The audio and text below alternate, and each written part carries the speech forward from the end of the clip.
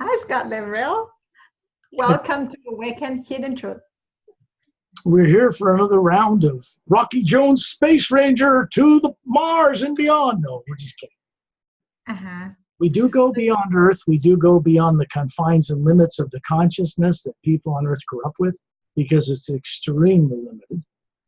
So that means the brains and the bodies that people grew up with on this planet were not given any access to off-world information. They weren't given any access to off-world experience. They weren't given any access consciously to extraterrestrials, human and other races. They weren't given access to master teachers, not from Earth. You have to beings have to be able to find a way to get off this planet outside of the negative atmosphere is thick with fear about everything, including the future, and experience who they are as a being, as a whole being, and come back to this body and download that greater awareness to enlighten the brain and body on Earth that the Atma, the true being, runs, that never had any of this information going. None whatsoever. Nothing. Zip. Nothing. So you see, it's not to get a person awake. The human brain and body is not what needs to wake up. It's the spherical energy being or Atma or soul running it that needs to wake up. And then it can enlighten the physical body and brain and change it. That's the way this works. So we do these radio shows, and I wanted to state, with your permission, because people have emailed me confused about some of the other shows you do with other people and me, and I want to make sure that they know that what I do is not affiliated with, it is not involved with any person Pari has, you have Pari, on other shows. I don't know those people. I don't follow their work. They don't follow mine. They might, but I don't know that. And I'm not affiliated with any other person on planet Earth, any extraterrestrial or hidden truth revealing researcher or people that want disclosure. I know some of them, but I'm not affiliated. I don't co-work with any of them. They aren't involved in my work in any way, shape, or form. I want to make sure that people understand this, so they can do whatever they want and go to any show you have with other people. But this show with me is completely separate from any of those other people or what you do with them. And I want to make that clear. So when this goes on YouTube, people can have an understanding. Yes. That it isn't connected to other things you do, because they are very separate. So you're a radio show host with different kinds of people. Understandable. This is unique what we do here. And it's not connected to anything else you do with other people. Correct. It's very easy. It's comfortable. I'm not throwing stones of any negative nature toward anyone else. But it helps people, when they watch different shows, get rid of fear. But basically get rid of fear, so they have a clean understanding that this is separate from other things. And then they don't have to ask the question of me, which they write to me about sometimes. So I have to answer them and just let them know, no, I'm not affiliated with anybody else. So it's good if we announce it on the show, I think, at least once or every so often, just so people have an understanding right from the start, okay? Scott, before you start, can I just ask you the question? Sure, yeah, bet. The question from Alfredo Calendacion. If each of us is Atma already and with source, why were we people were allowed here on Earth where so many problems with the negative aliens who enslave true people? Thank you. Well, the negative aliens are no longer enslaving people on Earth. They're not on Earth. They're not in bases. They're not on the backside of the moon. They've been moved out of town, out of the solar system.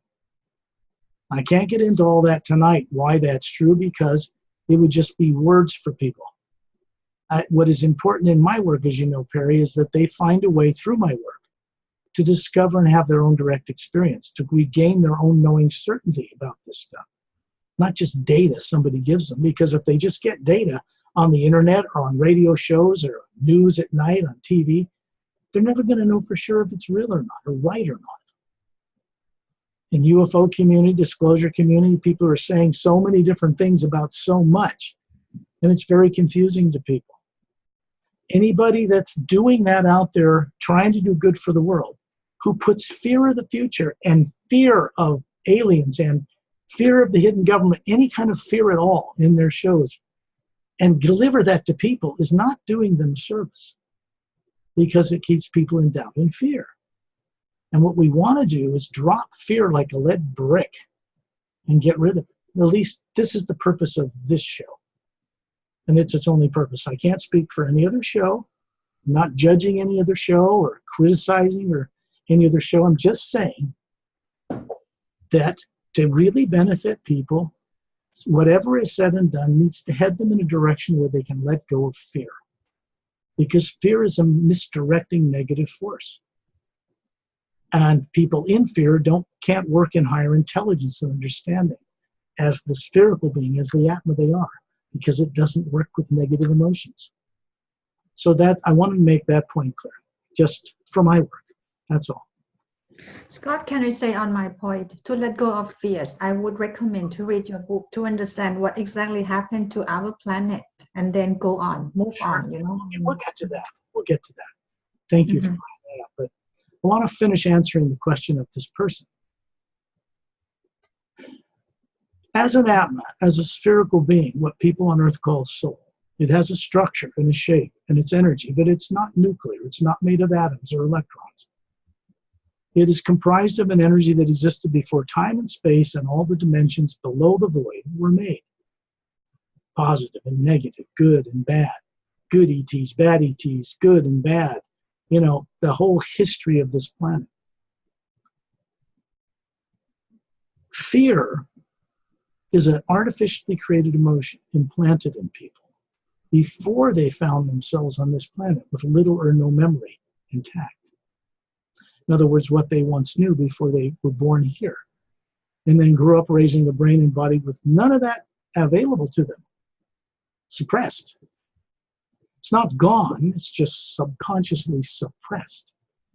So because of that, it can be recovered, awoken, or brought to the surface of awareness.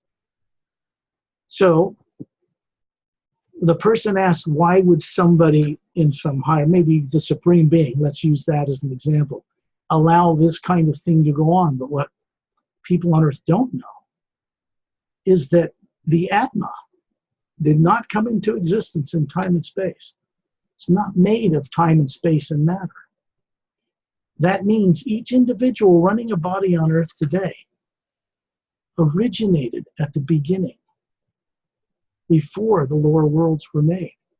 We, all of us, are responsible for this experiment we call evil. It's a backfired, broken experiment that never worked. It means that on some level, all of us at the beginning created something that did not work, does not work, and has kept the universe stuck for billions of years. What is changing now in the upper worlds beyond the void, known to certain esoteric groups on Earth, never happened before. And it's changing what's possible to happen in the lower dimensions and how they're run, so that that experiment of evil can be retired like the dinosaur and replaced with something that motivates people to use their imagination and their thoughts in only one constructive, uplifting way for the benefit of all life. You can't do that if you're not aware of what the life is beyond Earth. So the Atma is fully capable of understanding and comprehending life beyond Earth, other dimensions, higher planes of existence. It can do that. The human body and brain grown up on Earth cannot do that. The Atma, when it's awake, can bring that information and enlightenment to the brain and body that it's running unconsciously. So that's what this work is about. People will want to find somebody to blame in a negative way for the conditions they find on this planet. There isn't anybody they can blame, not a devil or a Satan or anybody, because we are made of an energy as beings that never ever was a physical body and still isn't right now. People on Earth have been conditioned or even brainwashed to believe they are a body and forget what they are, to live short, fear-ridden lives until they grow old and perish. And they take those fears with them. when they leave this life, and it sets up the conditions for another reincarnation with no memory. The Atma, what we really are, is also responsible for changing the way things are. Not just us on Earth, but all the beings that exist in the grand multidimensional creation together. What's underway in the upper worlds and now working into the lower worlds, focused through this planet Earth for the first time, cannot be reversed. And it's destined to change the future destiny of this planet, from a destructive Armageddon to an uplifting transformation. And every person on Earth needs to recover their ability to know and co-create this into existence. There are just 7 billion people on this planet, thereabouts, but there are 700 trillion billion people out there among the stars and in other worlds, in higher dimensions. And most of them are moving in a new direction now. And it's time people of Earth begin to move in the same direction for their own benefit. Very new, different direction than has existed before. So I speak of this new ray, this new enlightened awareness that exists in the primary sound that underlies and supports all creation on all dimensional levels, in all planets, in the void of space, between stars, between galaxies, everywhere.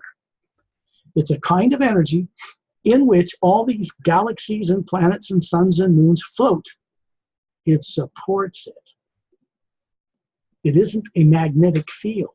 The magnetic fields are created by spinning bodies in their own areas. The whole thing that supports that is not a magnetic field. There's nowhere for the universes to drop down or rise up or go this way or that way because of gravity. What I'm trying to share with people is that hue is the first half of the word human, human or huwoman. That word in English and other languages did not originate on planet Earth in the first place. They were imported to this planet in a history that goes back 65 million years since the dinosaurs were made extinct. Where is that history in the consciousness of people living on Earth? They don't know it. They aren't taught it in school. The Atma that runs the body, that many of them think they are, and they aren't, can know this, remember this, recover this. The real being that's not physical matter can recover this. And then the body on Earth can recover it.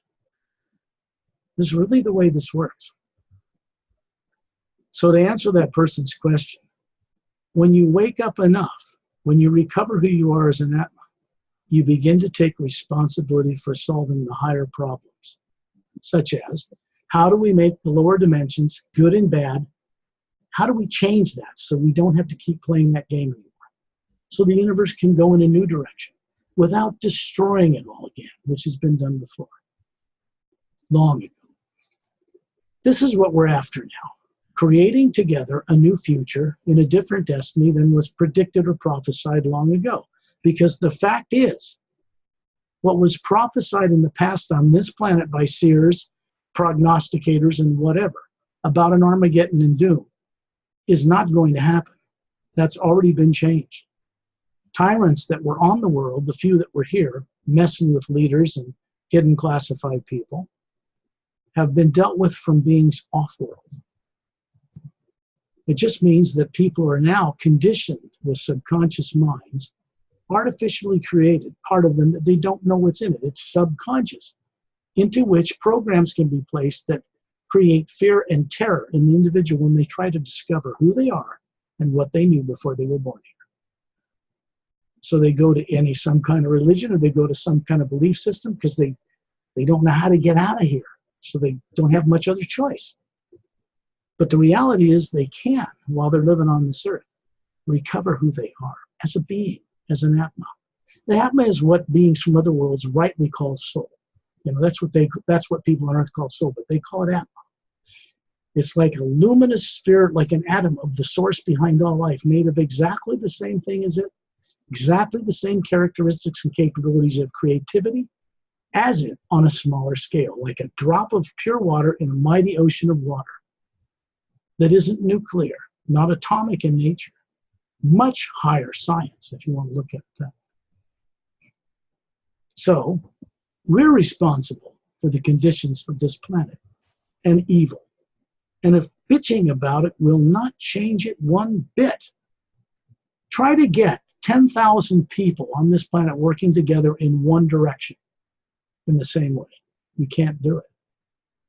The energies that are manipulated out there keep people separated, fending for themselves, getting money and followers for themselves. They don't work together because they're in fear, or they're fear of losing followers, they're fear of losing money or income. I can understand all this, but it keeps people from working together collectively to change it. Tyrants who live on Earth, who don't even think they're tyrants, control masses by keeping them ignorant and separated and divided in fear. Doubt is backed by fear. Fear is backed by subconscious terror. Artificial programs that manipulate the nervous system to get people to look in the wrong direction, throw stones at all the wrong people in places, their whole lives, so they never really recover who they are, that they once knew before they were forced to be born here. My work stands in its own gravity.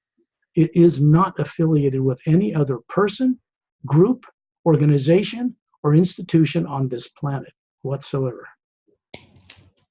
It stands in its own gravity, and it's imported here from other worlds, from amongst countless billions of other beings who grew up on different worlds, who don't have subconscious minds, who are telepathic, have photographic memories, use 100% of 100% of the brain they have, not 6 to 10% we're told we use on Earth. They don't die in 80 or 100 years. They live 1,000 to 20,000 years on some worlds, because the science of DNA, genomes on the DNA, which are switches, they understand how to turn them off and on. Tyrants like to turn off ones to control people. Benevolent, kind beings want to turn them all on and get people working properly. This means that the Atma trying to do higher faculties through that body is not blocked because certain genomes on the DNA are shut off. People have trouble. They should be able to leave their bodies consciously whenever they want. They can't because they're afraid, terrorized of what they'll find when they get out. Many people fear leaving their body because they think some negative being will capture them. What I say to that is simple. They've already been caught by negative beings and put on this earth with no memory. Getting out of your body can't trap you again, but it could lead to your freedom. They're already on earth with no memory. They're not working on all thrusters. It just means that to have free will, as we're meant to have, means that we're supposed to consciously be a trustworthy co-creator with the source behind all life, that never required, requested, or insisted that we ever worship it. That it never did. I've been there. I go there all the time. Tyrants in the planes between that source and in the lower dimensions demand worship, and they give nothing or little in return for it, except more reincarnations and unconsciousness. So it behooves people to learn who they are as an Atma, discover it, awaken it by their own experience, and then move it into the worlds beyond the void, where they came from originally. Because there's no negative and positive, no time and space up there. There's a pure positive energy, and they can create new ways of doing things there that can change the reality on Earth and the way the lower dimensions work. Can retire evil as an experiment and replace it with what I call the new ray in the hue, the first sound behind all creation, that motivates beings to only use their imagination, what they think and see and feel, in constructive, uplifting ways for the benefit of all life, because that is how we're meant to function as the Atma. When a being begins to work consciously in the upper worlds, where they came from, before time and space and lower worlds were made, they begin to understand how to create and be motivated to create what will be of a benefit to all life. From there, a being can look down and see what all that life is in the different dimensions, on the different planets, different races, many human races, humanoid and other non-human races out among the stars, many of which are very kind, very advanced, very incredible beings, and people on Earth don't even know they exist. but they once did. So you see, all this is recoverable. I went through the very process when I was captured and put on this earth without my consent. And I had to go through recovering all this on my own with no help from anyone, not family, not other people in the UFO and extraterrestrial community or any of that. I had to do it and keep silent about it most of my life until I was ready to come forward with this particular mission, this purpose, to begin to be a grounded channel for this change to this planet. Came here more than 60 years ago to start that process and had it intervened in. And I tell the story of this in the Say Raise Agenda book. And it shares for people telepathically, not psychically, not putting it down. I work with telepathy. The psychic energies come from the positive and negative energies in the lower dimensions of time and space. They are unreliable, unpredictable. One time a person can see something happening on the up wave. This twin-stranded positive and negative moves up. Next time they're on the down wave. And they get a positive prediction, then a negative prediction, or one that works and one that doesn't. So I don't work with those energies. I work with the pure hue itself. That means that there is an underlying energy behind all creation that is not positive and negative, that is before it, supports even the physical universe. And we as beings can tap into that telepathically and communicate with that source energy. And it connects all the way up through the dimensions, above the void, up into the upper worlds, where we originally came from, begins a process of waking that being up.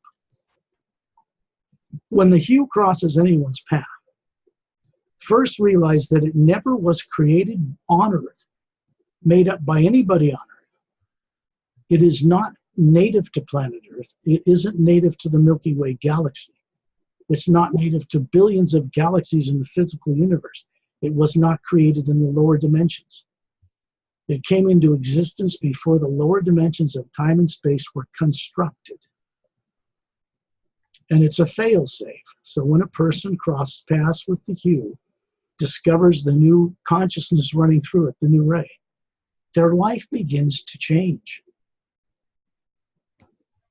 for the better. And it comes about in a way that is more balanced as it progresses, not unbalanced. It begins to make a person's life more balanced than it was because they're beginning to become aware of who they are. The Atma has within it an innate knowing of how to have command over any negative energy, any negative being in or out of bodies, any misuse of technology on any world in any dimension. But it has been manipulated and in bodies tortured in the past to forget all that, to be afraid of knowing. We have to get people to have the courage to leap beyond that past program, which is nothing but a program, and insert their own native creative ability as a being over this body in this world. And then they begin to recover. And then they start to co-create, getting the assistance from beings not from Earth, who are very well trained, very kind, to help them recover who they are. People on Earth are too unconscious in mass, classified people, governments, hidden governments, royal families, the mass of people, to change this world collectively at all. They don't remember who they are, so how can they change it? How can a mass of people, if you ask them, what were you before you were on Earth? What is the Atma or soul? What does it look like? How do you utilize the faculties within it? They can't answer you because they're afraid to know. They don't remember. How can people practice free will and change an entire planet into a wondrous paradise that can play among the stars with other free races if people don't remember who they are, and they don't know they're not a body, and they don't remember what the Atma or soul is or what it does? Well, they can't. It's common sense. So you see, when I say we need the massive help from beings from other worlds to actually intervene in this planet, and I don't mean tell us what to do or run our governments, but get the people in those governments, classified arenas, and the massive people recovering who they are So fear and negative emotions are thrown away forever. This world and its people can change. It's happened in other worlds. It can happen here. So I want to say that. And although these just sound like words, they're structured in a telepathic communication, which is working in the primordial hue that no negative force can control. No organization owns it. No organization can patent it. It is not native to this planet.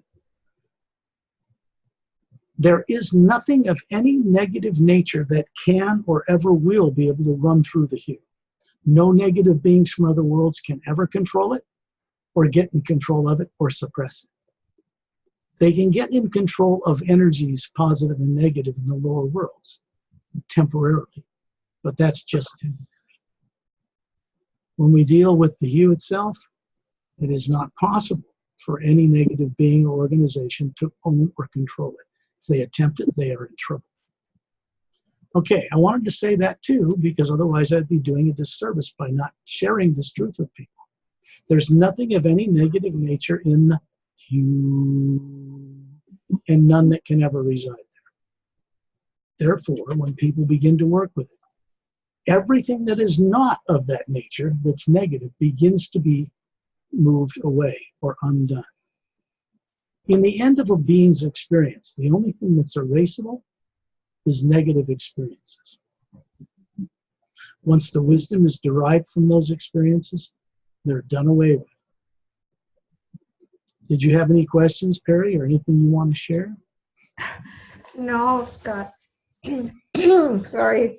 I just have an experience of like seeing the creation, is big and it's, I don't know, overwhelming, Apologize.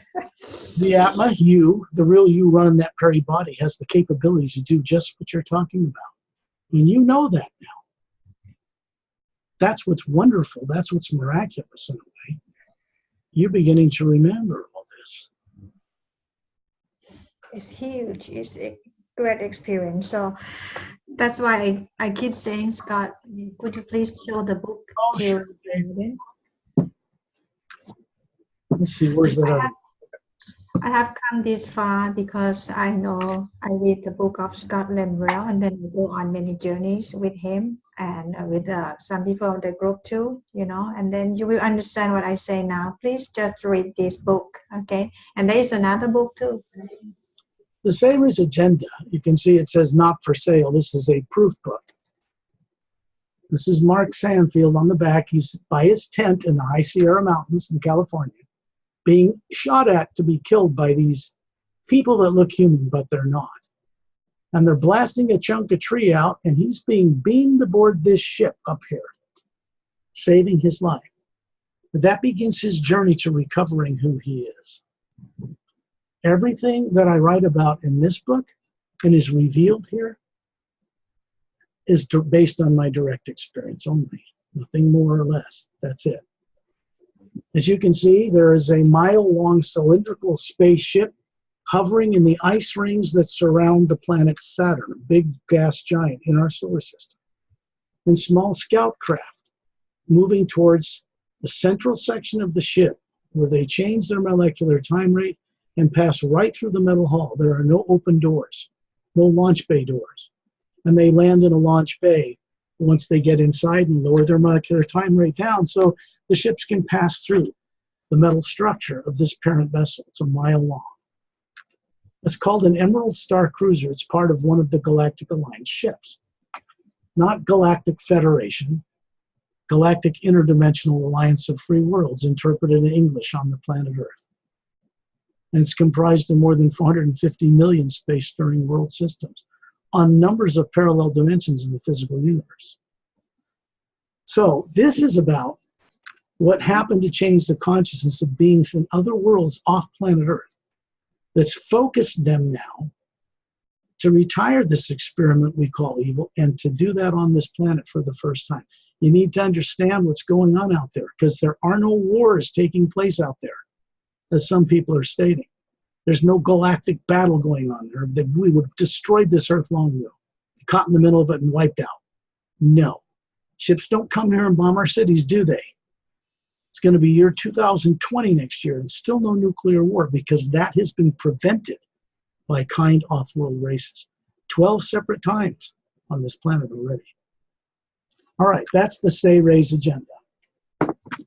This book, The Emerald Doorway, is book 1 of 3 written books called the Parallel Time Trilogy. And as you can see, there are 4 characters here hovering on anti-gravitic discs that ground their feet to a magnetic field, and they can fly them through the air. That is this captain's ship up here. That's him. This is a romantic interest. This is Melina with pale blue skin. She's not from Earth. This is a master teacher from another world named Master Ramu. He's holding a quartz crystal staff that has a cross on top with an oval hole in a vertical oval hole called an Ankh. Stands for eternal life. But this is a device and a communication tool. And then a little creature named Etta, who's silica-based, not carbon-based. Beautiful, loving, courageous creature, 3 feet long from the tip of his nose to the root of his tail. And you may not be able to see it in this image very well, but his tail is glowing like crystal opal in bright sunlight. And he is a creature that evolved on another world where this woman comes from. The ability to defy gravity and fly through the air is an organic being, silica-based. Pale green skin, not moist. Beautiful little dexterous hands and fingers, strong, like a human, but he's not human. In the book, there are over 30 illustrations that are very clearly defined scenes of characters in the book and the story. And so you want to see what Etta looks like a little better. I want to show him to you.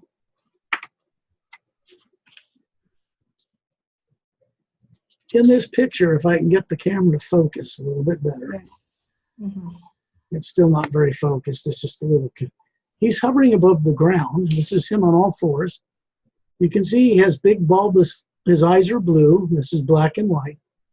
Hands and feet like a human. He can walk on all fours, stand upright and walk, or levitate and fly through the air.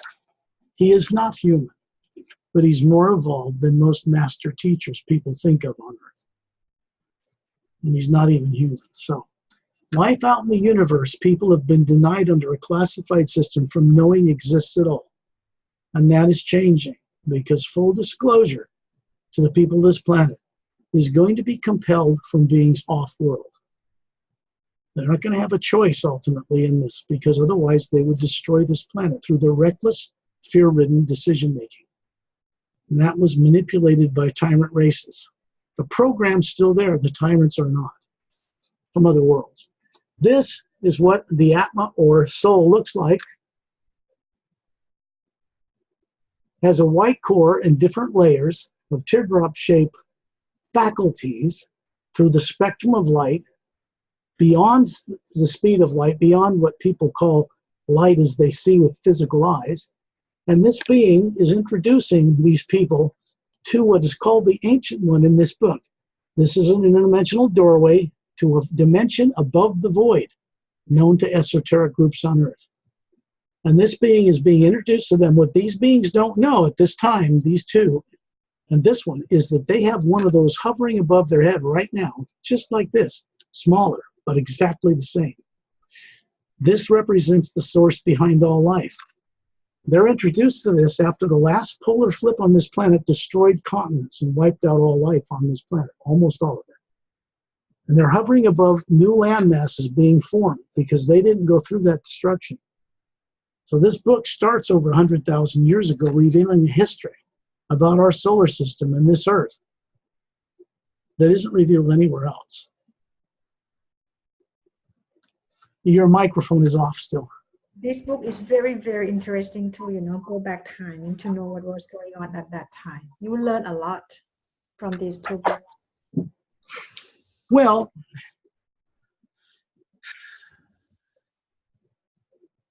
I usually prepare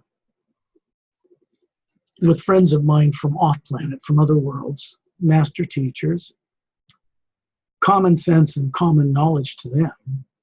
People on Earth are in mystery about all of this because they've never been exposed to it. The amount of money and energy that's been spent to keep suppressed all knowledge of extraterrestrial life on this planet is astronomical. The beings doing it thought they were doing it for the benefit of fellow beings, to help them rebuild a damaged world after World War II, to get them to feel safe and be baby boomers and all of that. That was a long time ago. It's not the mass of people on Earth that would riot and panic if they found out extraterrestrials exist and have been coming here. It's the hidden leaders on this planet that are in most fear of it. Now it's the other way around. Back after World War II, the masses would have panicked. Now it's just people holding on to an old bad habit. In order for this planet to actually play in space, to go to other planets, they're never going to be able to do it in rocket ships anyway. To have the technology and the understanding of that technology, and how to be able to play safely with billions of other beings on massive numbers of planets, that organization that exists outside of this planet would give that to us for nothing, at no charge, and bring their experts here and train people and help people just to get them to join an organization of worlds who don't use money and don't charge for the right to be born on a planet. That's not Earth yet, but it is its future destiny now. Okay. I always endeavor to take people on a little journey. I don't have to. I do this of free will because I want to assist with this transformation on this world by dedicating my time here after I've recovered from what was done to me to help others recover what was done to them that's made them forget everything. So my work is not about sharing data and information with people. It's about sharing with them how they can co-creatively directly be involved in soliciting and acquiring the assistance of vast numbers of beings, not from Earth, who can help them recover. They're not tyrants. That way we have to get people to want to ask for their help. It's coming because they're working with the hidden and classified leaders, government people, and many people on Earth when they're out of their body at night, assisting them so this isn't going to be such a shock. And full disclosure takes place on this planet, and it will. Part of the original bylaws of what people call the National Security Act of the United States under Truman that brought about the CIA and the classification of things so they could fib to people and keep it all covered up, especially with the start of the Cold War with the former Soviet Union. Part of those bylaws were that they would disclose fully to the people their knowledge of extraterrestrials when the time came, when they felt it would be safe to do so. It's past that time already. They're just, afraid to let it go.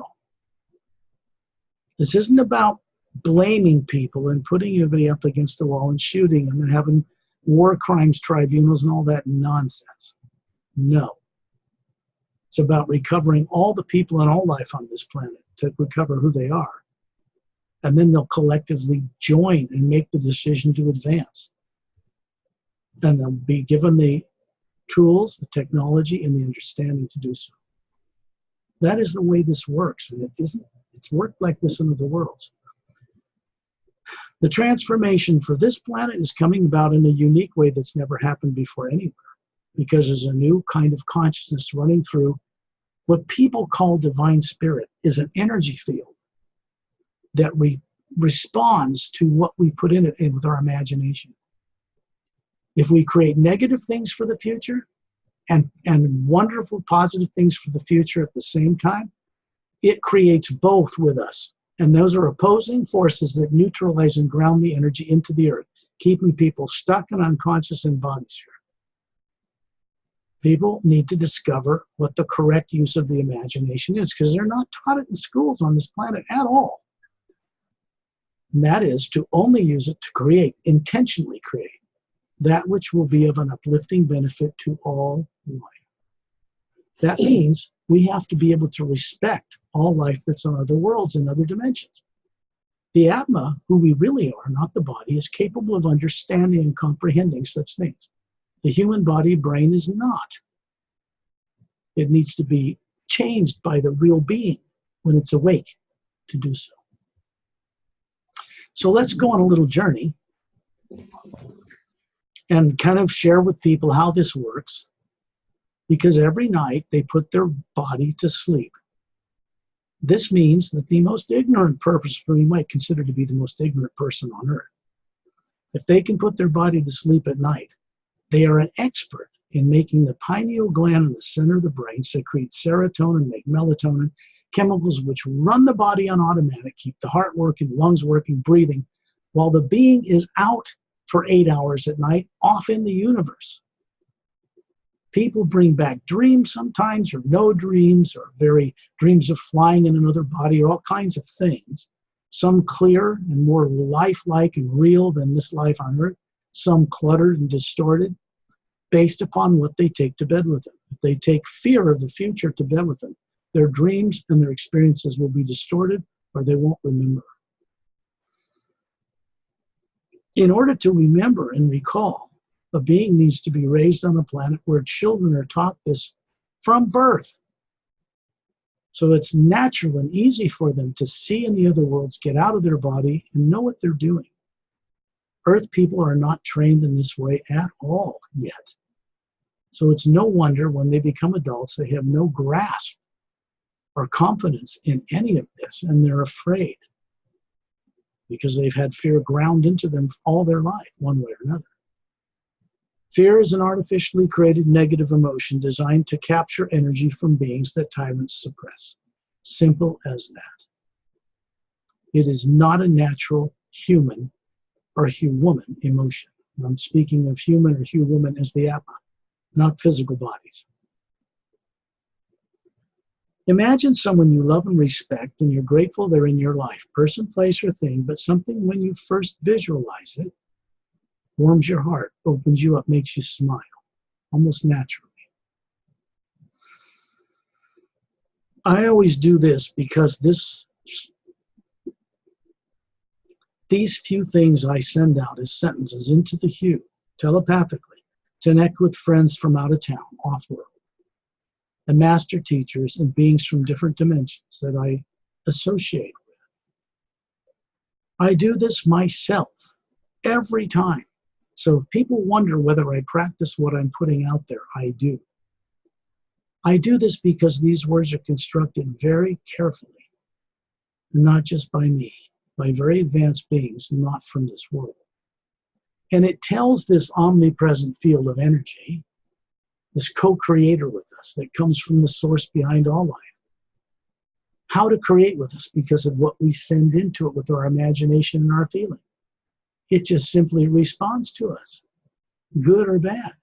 So you see the importance that we don't create good and bad together.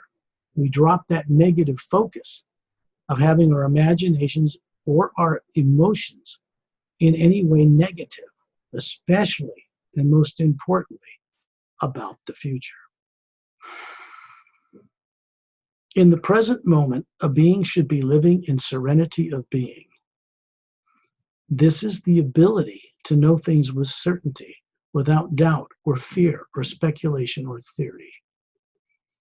Those are all negative emotional charges. They are misdirecting energies. Don't listen to them. Either that or stay listening to them and stay in doubt and fear your whole life until you pass from this life. It's simple. Here is what I send out. I'll do a you.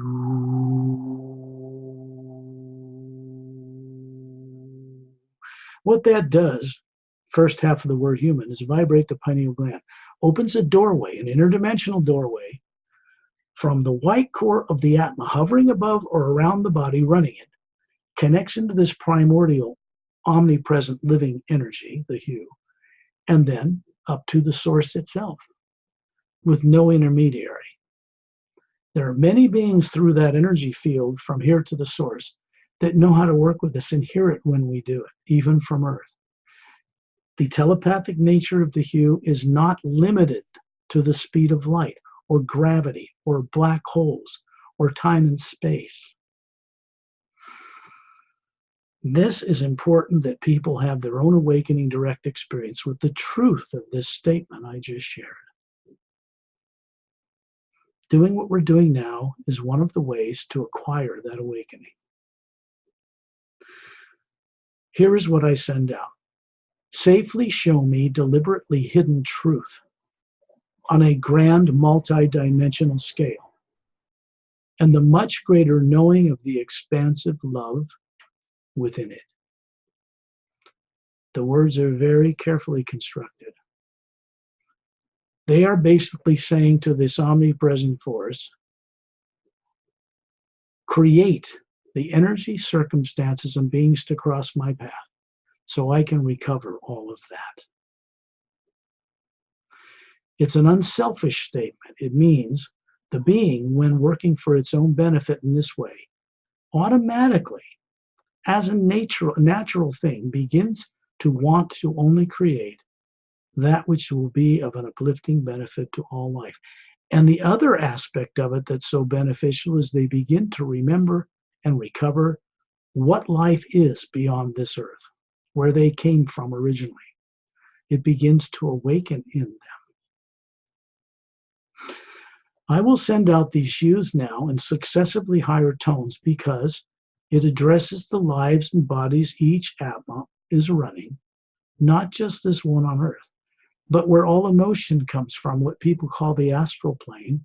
Each being has a life they're living there, running a body. The spherical beings running both, and bodies above that. Once you cross over the void, physical, astral, causal, mental, etheric, there's this big void area. You get into the upper worlds above that.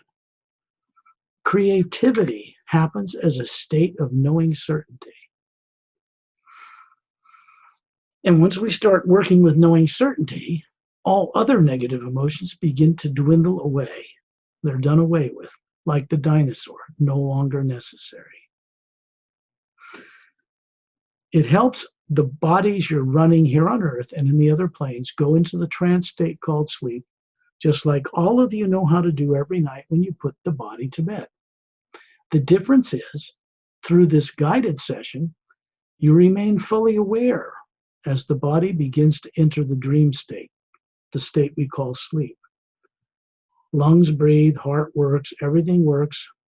The body goes into this quiet, serene state of being. The Atma, in serenity of being, balanced, then can leave the body behind, safely protected, running on automatic.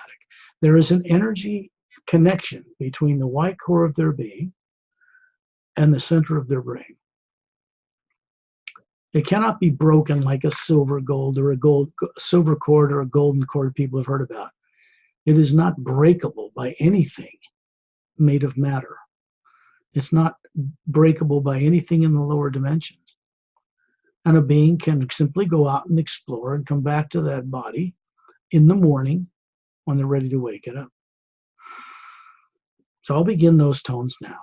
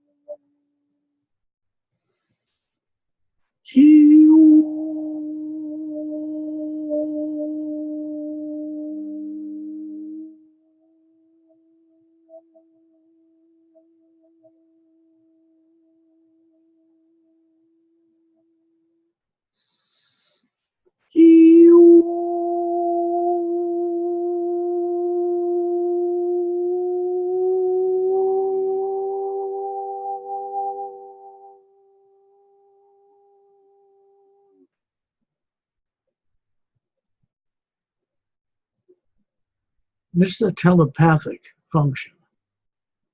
The beings running bodies on Earth are telepathic, but they don't remember this for the most part. They call it intuition now. A pretty woman's walking across the street. A man looks at her and notices it. She turns around and smiles at him. How did she know he was looking at her? People just take it for granted. This is the way things are. It's because subconsciously, unconsciously, they're telepathic, which means everybody's sending out visual images of their communication to everyone else all the time. So much of what's put out into the world on Earth is negative and in fear.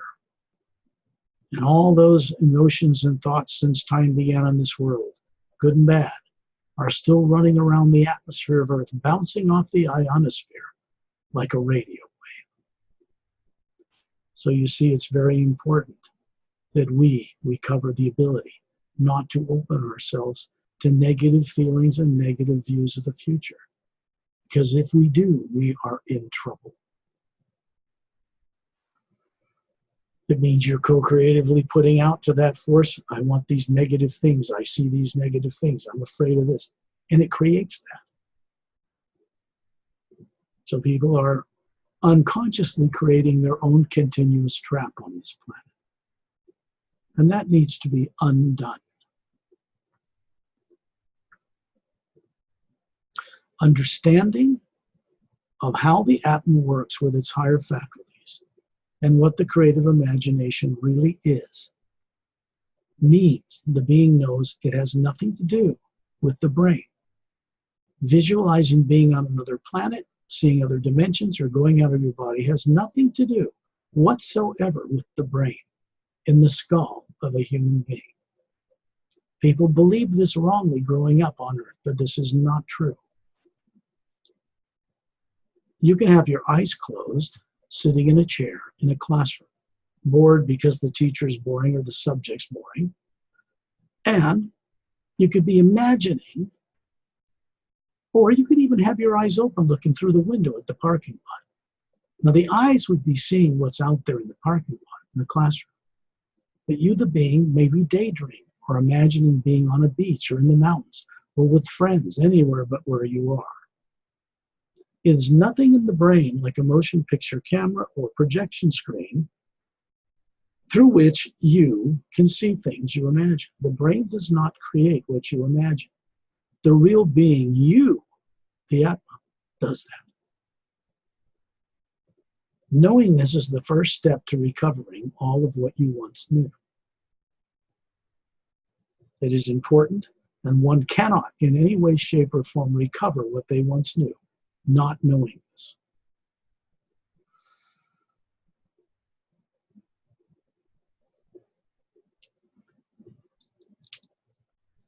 Imagine that you're in the mountains.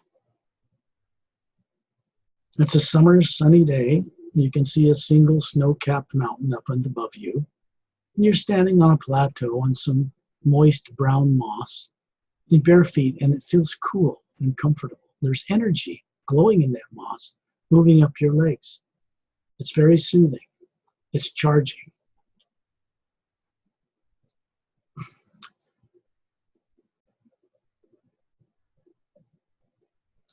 Then you look around you and you realize you're up on the plateau at the base of a mountain, looking out on the countryside.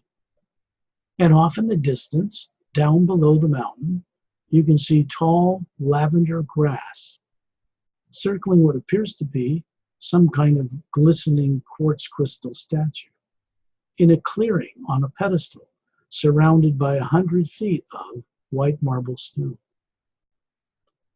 And then you can see this brown path made of moss extending straight as an arrow through jungle trees, ending on a green emerald glowing sandy beach.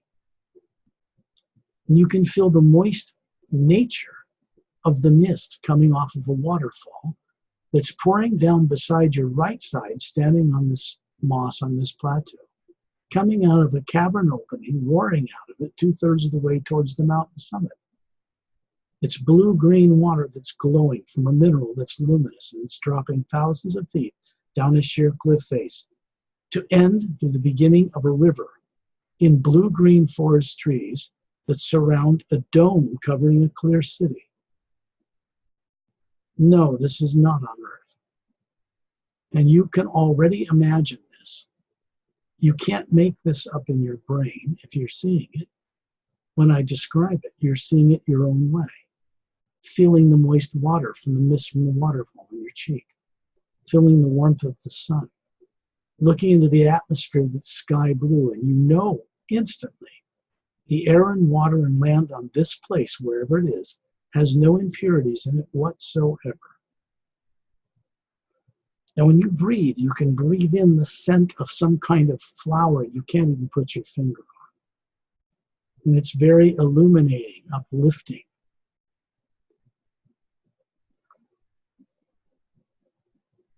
In the same way you can do this, wherever your body is now, sitting down in a chair, lying down, in the trance state called sleep, imagine yourself above that body, by the ceiling, looking down on it. And you are, when you look up, imagine that you are an energy form that looks like your human body.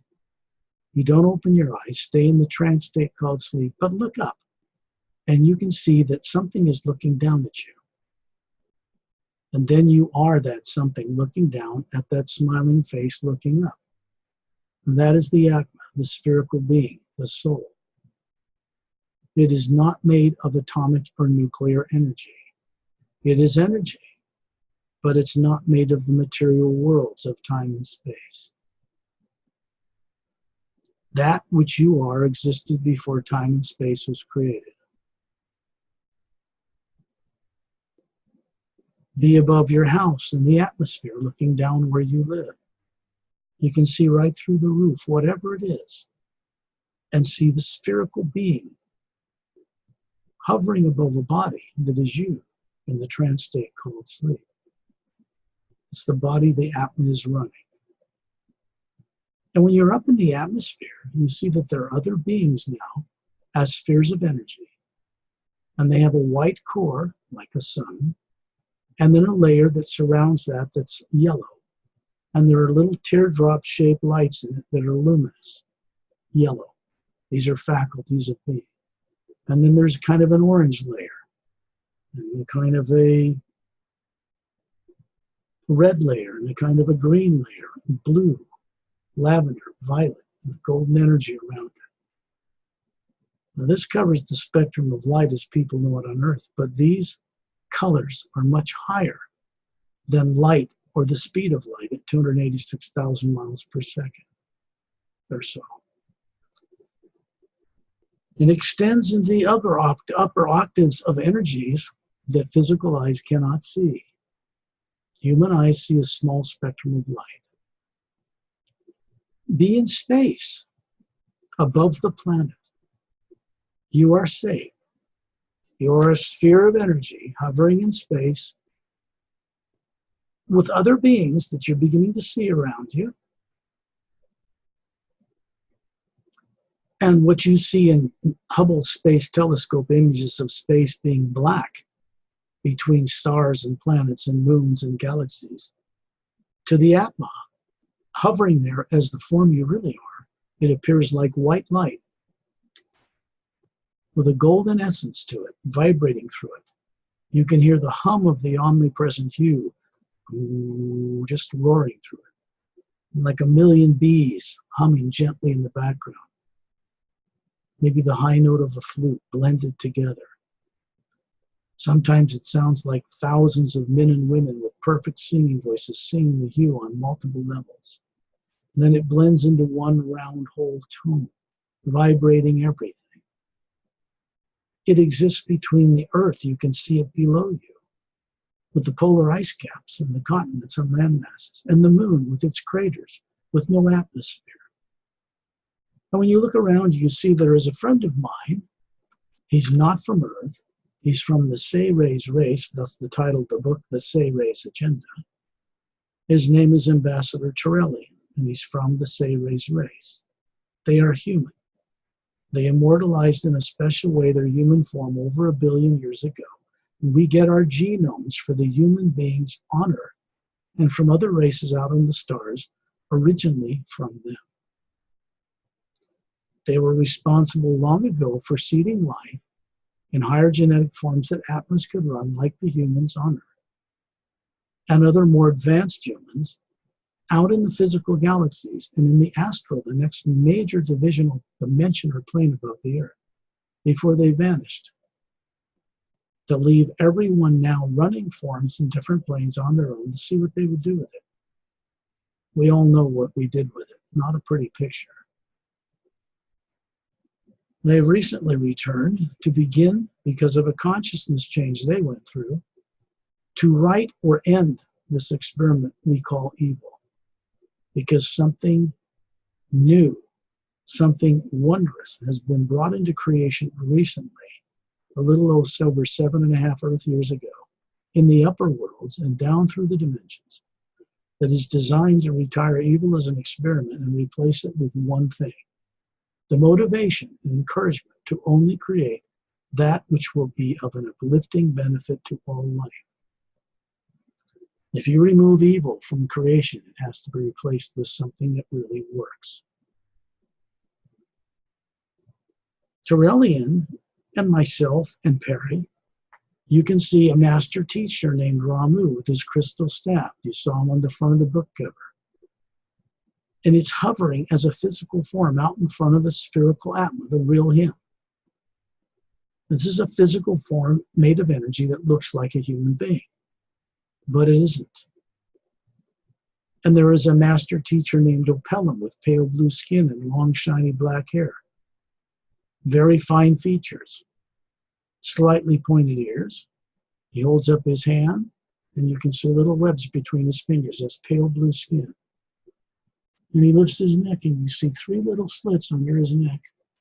You wouldn't even notice they were there unless he lifted his neck and showed it to you.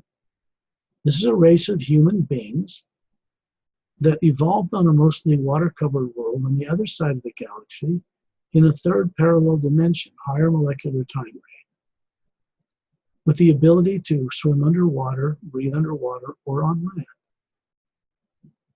The genetic history of human beings on Earth and the Oceanians and others are so similar, you could mate with them. Not that they'd want to mate with anybody on Earth, but we could. Just to give you a little background. And yet the being that is really this person named Opelum is a beautiful sphere, described earlier, hovering behind that body. You are there in space with Pari and I, and you look around and you see that you are also one of these spherical beings. And you can see your own body formed in front of you that looks like you on Earth, about 36, perfectly healthy, trim, vibrant, flawless. And then when you look around you, you can see a little creature named Etta, who's a dren, 3 feet long, from the tip of his tail to the root of his nose, 3 feet long. And his tail is glowing like crystal opal in bright sunlight. He's hovering in front of the Atma that is him. It's a silica-based creature evolved on another world where opellum comes from, and Melina on the front cover of the Emerald Doorway book. And Etta is a Dren. He has beautiful pale green skin. It's not moist. Dexterous, 5 fingers and toes like a human, strong hind legs and upper leg, arms, and a kind of a snout that's got a crease around it. Looks like he's amused about something when his mouth is closed, and big bulbous blue eyes. He's very advanced. He's a master teacher. He's not human. He's telepathic, has a photographic memory and vocal cords, and you could talk with him, or he could talk to you in your head. And he is here representing an evolved, highly evolved, kind race that is not human. When you look around you, you can see 2 rows of 500 beings in each row in a big circle hovering around Terrellian, and we're hovering around Terrellian to keep focused on this journey. Terrellian serves as an example to keep us focused on the journey and not get scattered so we can gain some benefit from it. You can see his body forming now in front of this beautiful Atma. It's 18 feet tall, taller than anybody here. This is what his body form looked like. When he wants to use it, he mocks it up out of the hue, creates a physical form to carry out a mission. You could touch it, and then he dematerializes it, stores it in the atom, within the Atma of his being. This is real immortalization of a physical body. During the time they had physical forms, the Sayres had 8-stranded DNA. Humans on Earth have 2. Some humans in other worlds, never grown up on Earth, who do not have subconscious minds, have 4. So you see, Earth people are missing some things, and they have a right to recover who they are. First, the being itself, the Atma, must remember. And then physical natures can change.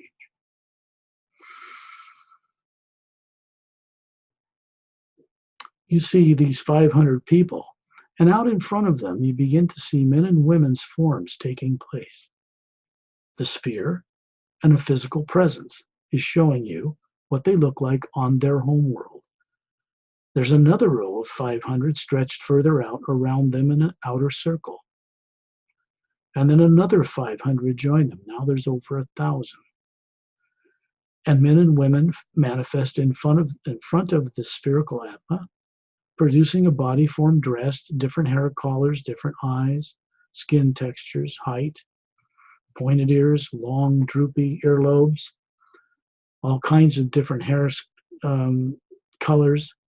A couple, a man and a woman, come forward, and they're 10 feet tall. And you can see that they have ivory white, moonstone colored skin, glistening, longer fingers and legs and necks than we have on Earth. Man and a woman. Violet colored eyes and long silver hair. Looks like silver metal. And in your imagination, you can see, reach out and touch their hair, and it feels soft, but it looks like silver. These are beings that come from a planet on the other side of the Milky Way. They are here simply to be of benefit to all of us on this journey.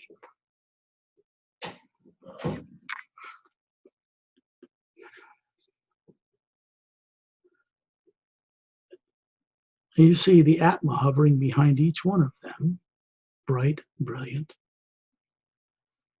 And then they speak with you, all of us on this journey, all the people attending this journey everywhere in the world.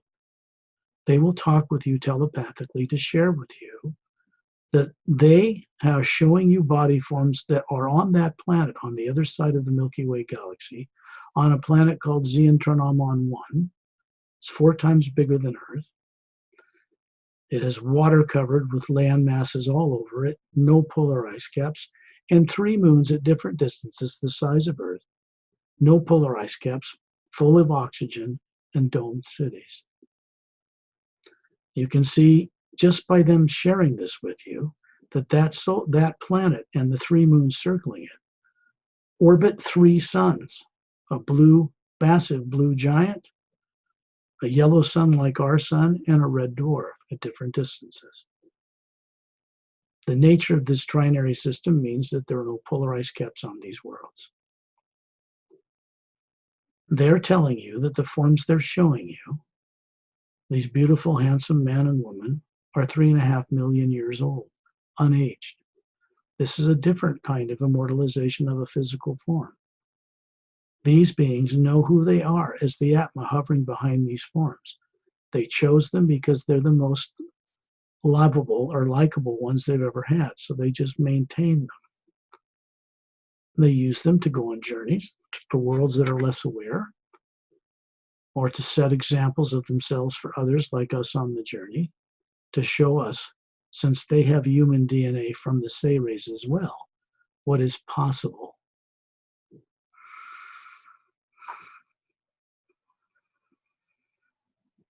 You remember that green sandy beach down at the end of a white moss-covered path, jungle setting, the snow-capped mountain, the dome city at its base, and you standing with your bare feet on a moss-covered plateau with this roaring waterfall cascading down of an opening 2/3 away towards the summit?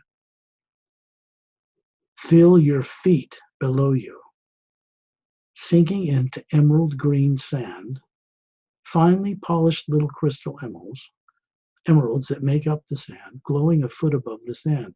And your feet are wiggling down into it, and it feels cool and warm and soothing. This green energy is a gift from the couple with the silver hair, from Z and Tranam 1. And it is on a beach, on a planet, Earth, that is vibrating third parallel dimension up from where you're used to the Earth you know of, at a higher molecular time rate.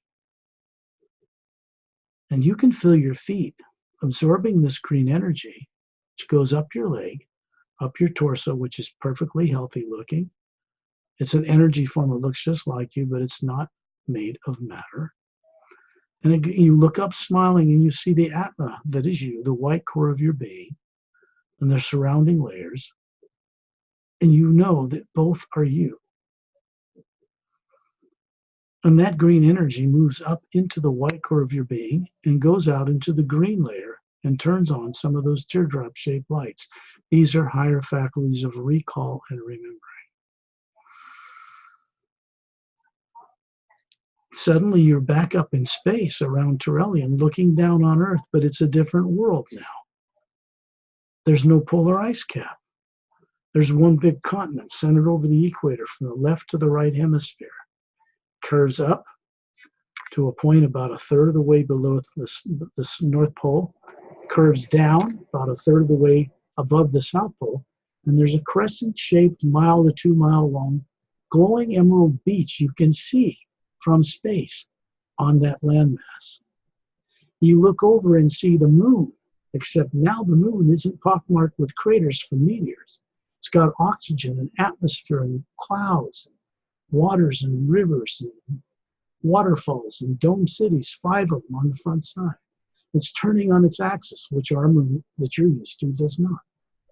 And on the backside, you begin to see several other dome cities and mountainous regions coming into view, and it's moving around the planet. You can see that green beach way down there, and you see the word Lemriel appear in golden letters and then vanish on that landmass. On the backside, you see, through the planet, you can see another continent, 2/3 its size, and it says Atma. It goes into Atlantis, what people know of that. These two landmasses never sank. The poles of this planet never flipped. Where we come from on Earth, the poles flip cyclically every 100,000 years, changing and destroying the landmasses, sinking them in the ocean, and raising from the seafloor new landmasses. Very violent affair. In the last 7.5 years with the new ray, the future polar shifts of planet Earth have been permanently ended. That was not done by people on Earth. That was done specifically by beings called silent mentors or silent ones, because they are the mechanics of creation, beings who normally don't have any association with individual souls or atmas. They're busy 24/7 maintaining the mechanics of creation, galaxies, planets, moons circling around planets, interdimensional doorways, different dimensional levels. And they maintain this. The change in consciousness of them resulted in their permanently ending the polar flips of planet Earth. No more golden age to iron age again for this planet. That's over and done with. The sooner people on Earth wake up to this fact, the better life they're going to have, and they'll be able to go play among the stars with fellow beings who have been doing it for hundreds of millions of years, if not longer.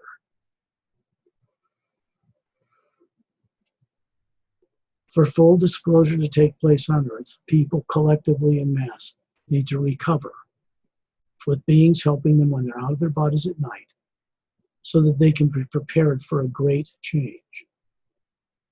No rioting in the streets, none of that nonsense. Just FYI, tyrant racists who travel the stars do not go to worlds and bomb them into extinction. No.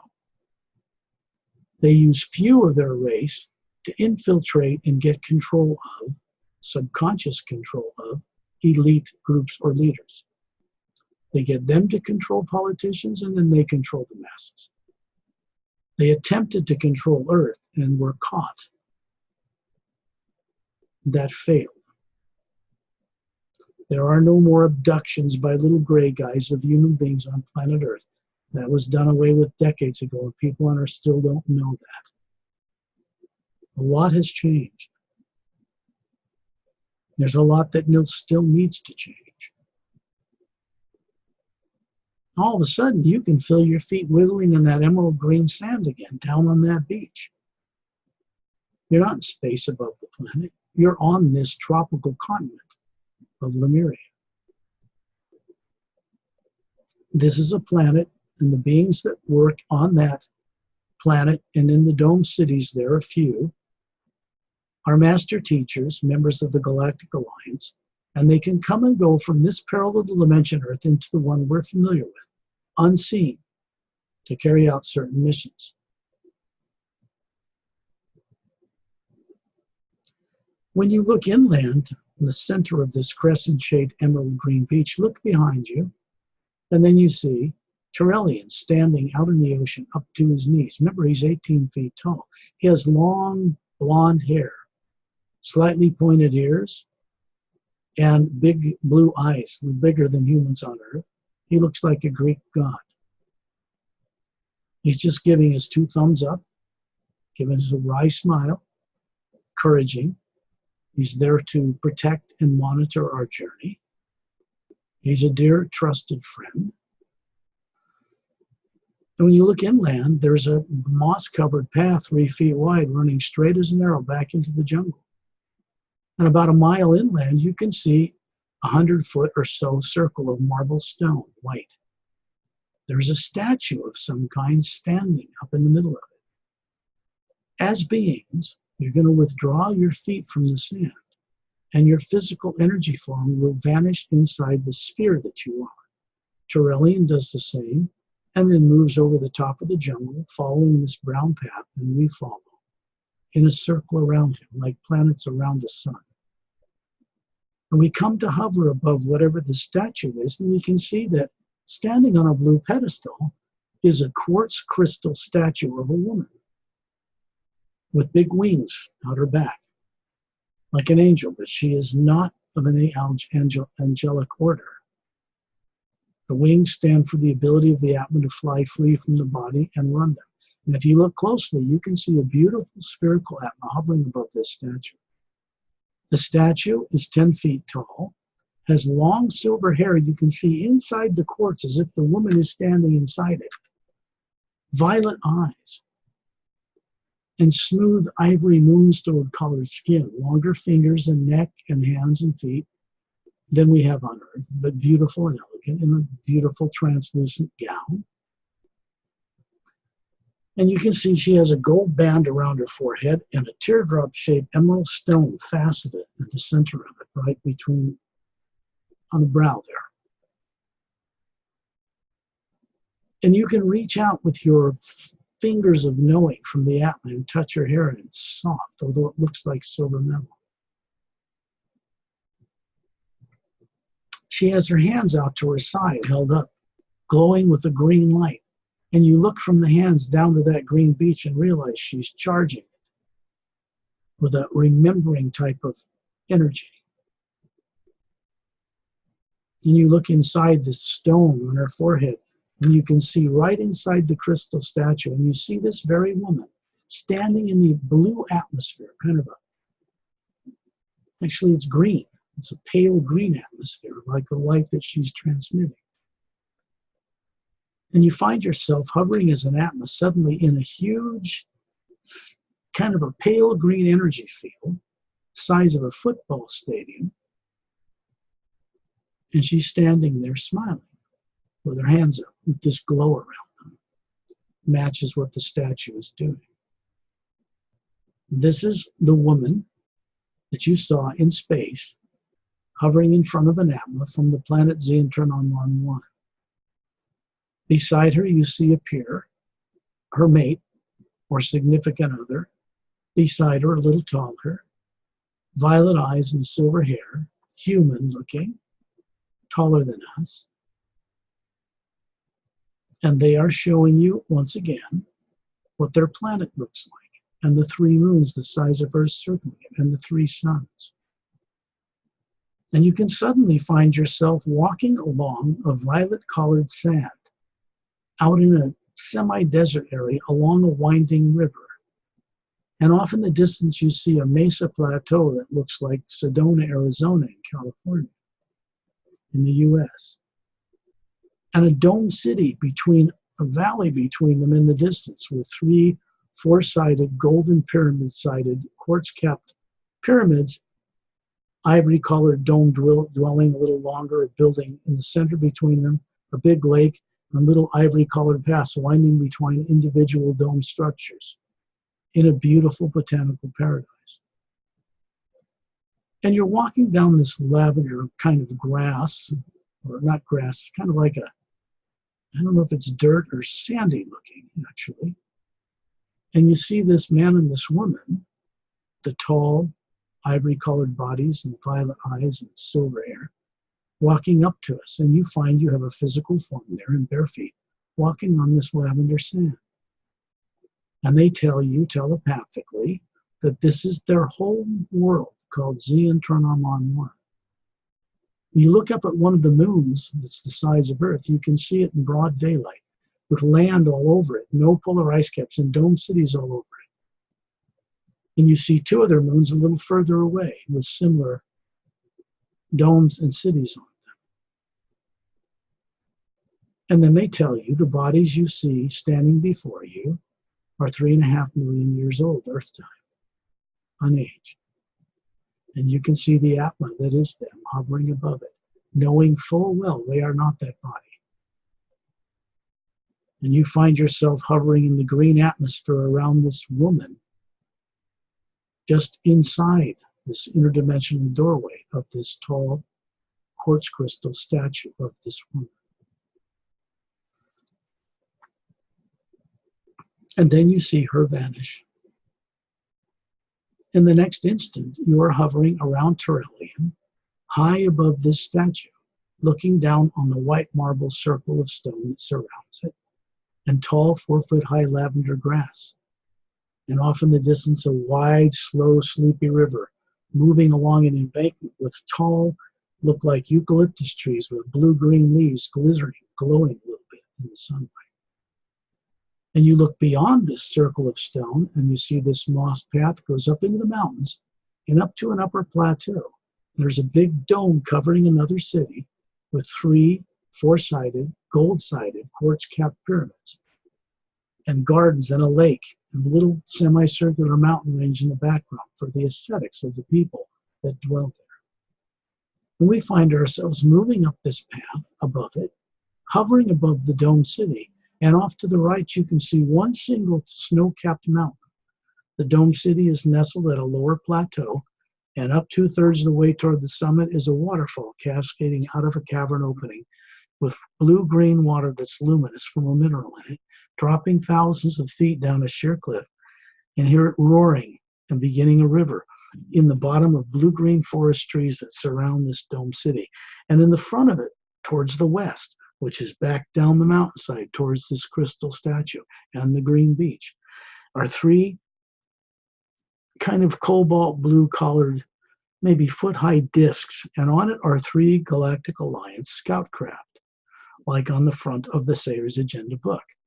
Three semi-ferric pods underneath, little tripod legs, and a cobalt blue sphere glass-like top, and one of them is glowing with a pale blue anti-gravitic light. It lifts up, hums above us, and darts towards the waterfall. And then you see above the waterfall another cavern opening, a semicircle with little dome lights carved along, set up on the ceiling, and this ship passes into a long tunnel and vanishes. The beings who move and live down in that dome city are from the Galactic Alliance. They're master teachers, master technicians, beings from other dimensions, members of the Say-Race race. This Lemriel on this Earth never had polar flips. This has been there for ages, and it is serving to be a prototype for the way the Earth you're familiar with and its barren dead moon are to become.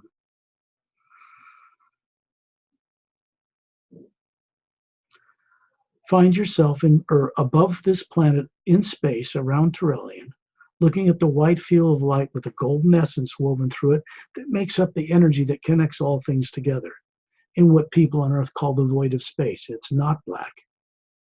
It's just that way to human eyes that see photographs of space because they can't see into the higher frequency to see what this really is. This energy field surrounding all of us and connecting the Earth to the moon and the moon to the sun and the suns to other suns and galaxies to galaxies and interdimensional doorways between 144 parallel dimensions of the physical universe, the same in the astral, causal, mental, etheric, the big void, and then the upper worlds.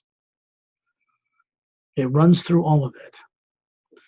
This is what the people in the CERN Super Collider, the Large Hadron Collider in CERN, Switzerland, have called the God particle because it's behind matter, nuclear matter as they know it. They don't know what to do with it, but it doesn't quite obey the laws of physics, but it is behind physics. So they're beginning to understand. To get around the universe in ships or out of body, a being needs to work with the energy field that runs through the entire multidimensional creation. To power craft without radioactive materials, to go far beyond the speed of light, people on Earth will have to discover how to utilize an energy that is there, to pass it through what you would call an engine in a ship, that utilizes it to get from point A to point B without using fuel, without polluting anything. This requires an understanding of physics beyond physical matter. To go between realities through interdimensional doorways requires this same understanding.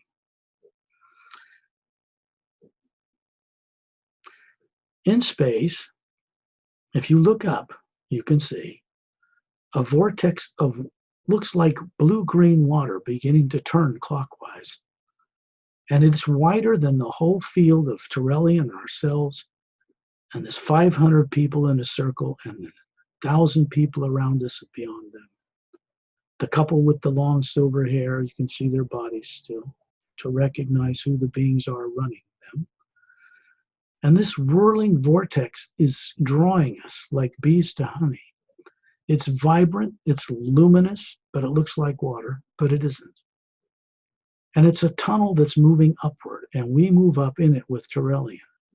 And we're shot up in a beam of light until we see a blue atmosphere appear far up ahead.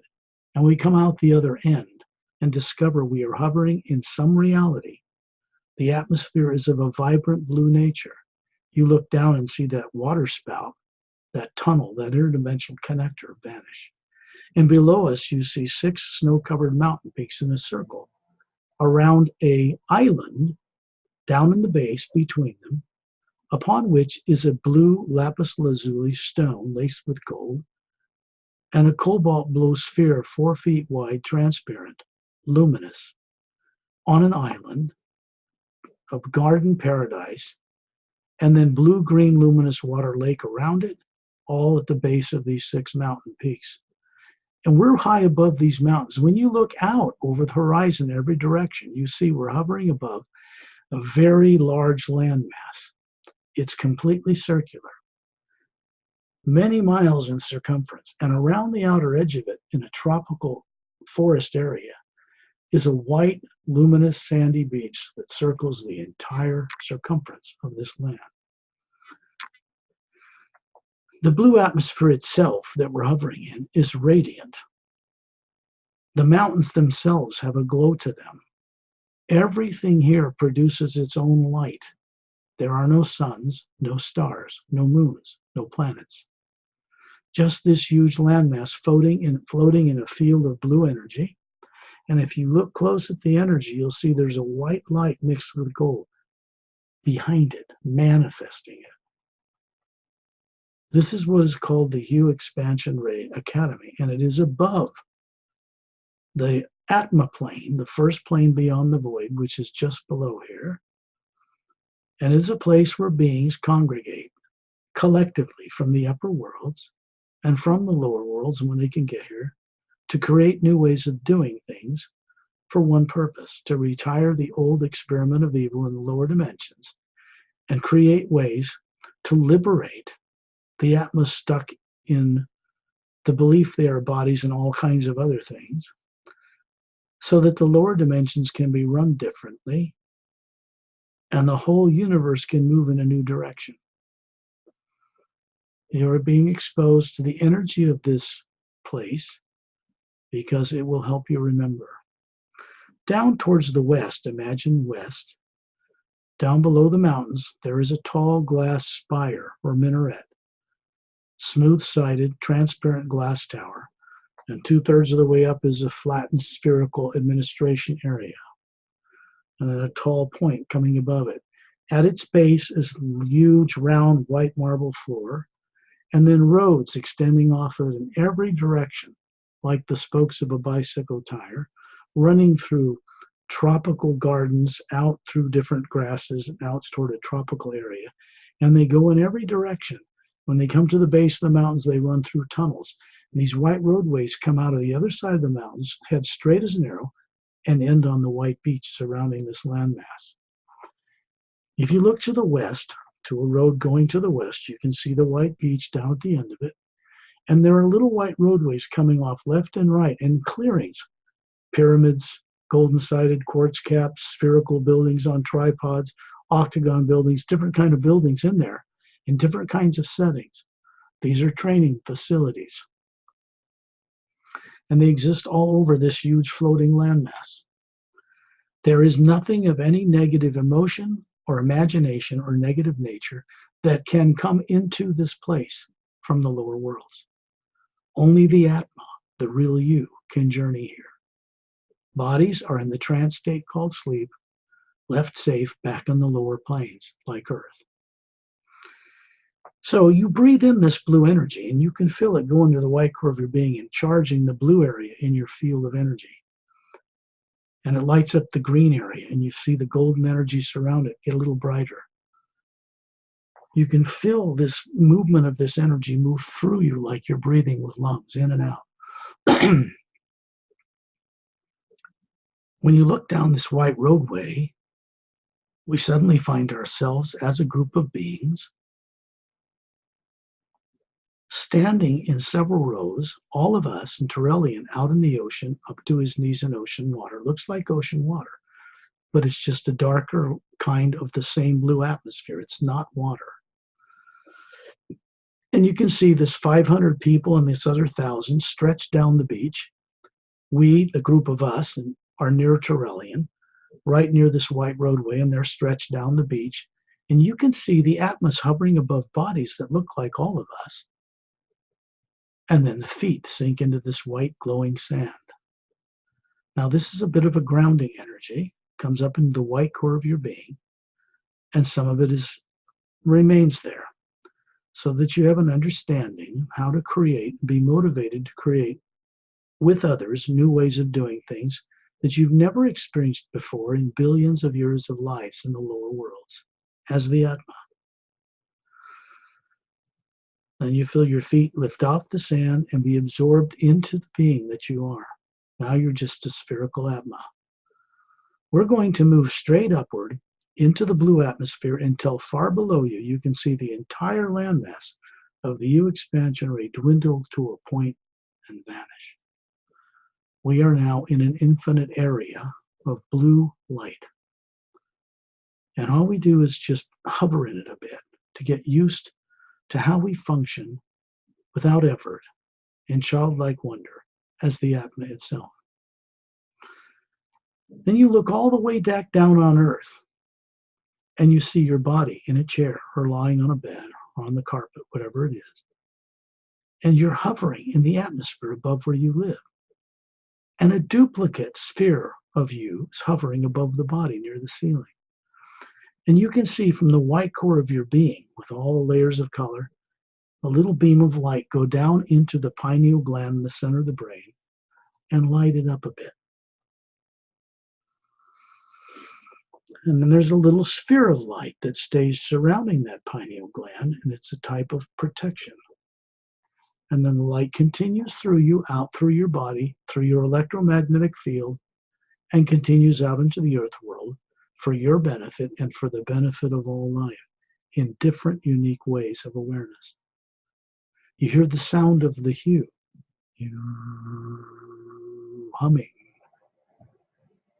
And then you look down with kindness on that body that you're running, bringing the awareness of this journey and recording it there, that being never experienced growing up on Earth. When you're ready, open your eyes.